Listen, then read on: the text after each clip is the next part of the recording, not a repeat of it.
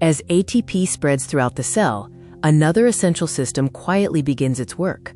Floating nearby are small membrane-bound compartments responsible for cleaning, recycling, and renewing the cell's internal environment. Our journey now leads us toward the lysosome. We've entered an acidic environment where powerful digestive enzymes are continuously at work.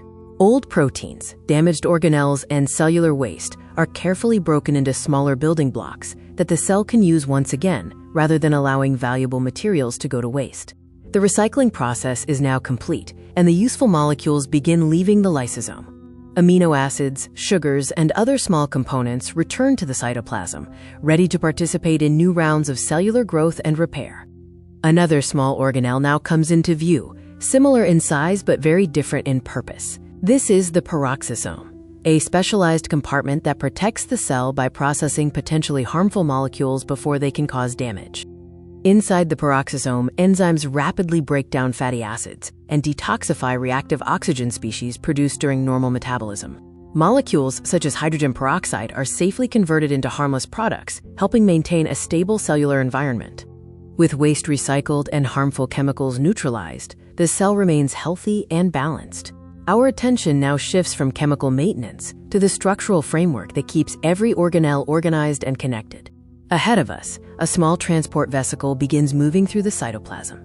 Rather than drifting randomly, it approaches an intricate network of protein fibers that serves as the cell's internal transportation system. Supporting the vesicle are long protein tracks extending across the cell.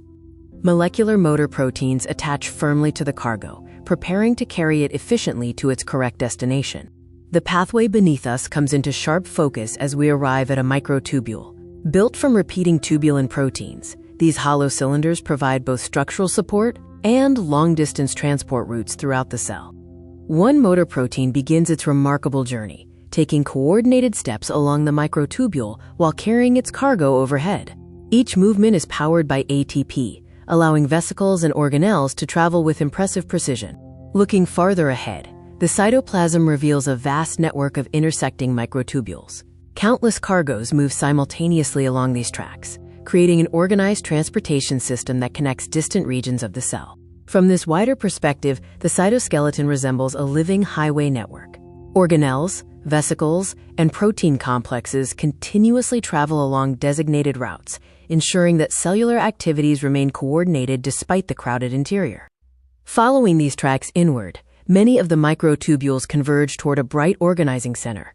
Nearly every pathway seems to originate from this location, where the cell carefully arranges its internal architecture.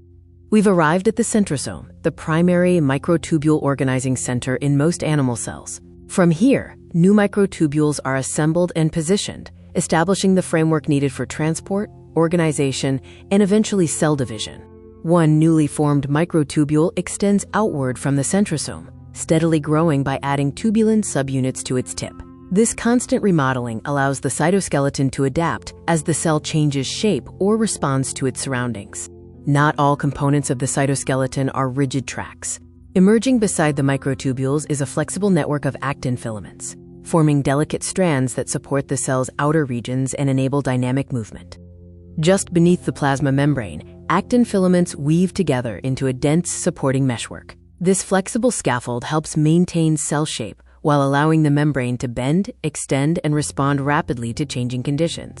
Stepping back, both major cytoskeletal systems become visible together. Strong microtubules provide long-distance organization, while the surrounding actin network supplies flexibility and fine control, allowing the cell to remain both stable and adaptable. Our journey now widens to reveal the cell as a fully integrated living system. Every organelle, membrane, transport pathway, and molecular machine works together in remarkable coordination, transforming countless individual processes into the single, dynamic unit we simply call a cell.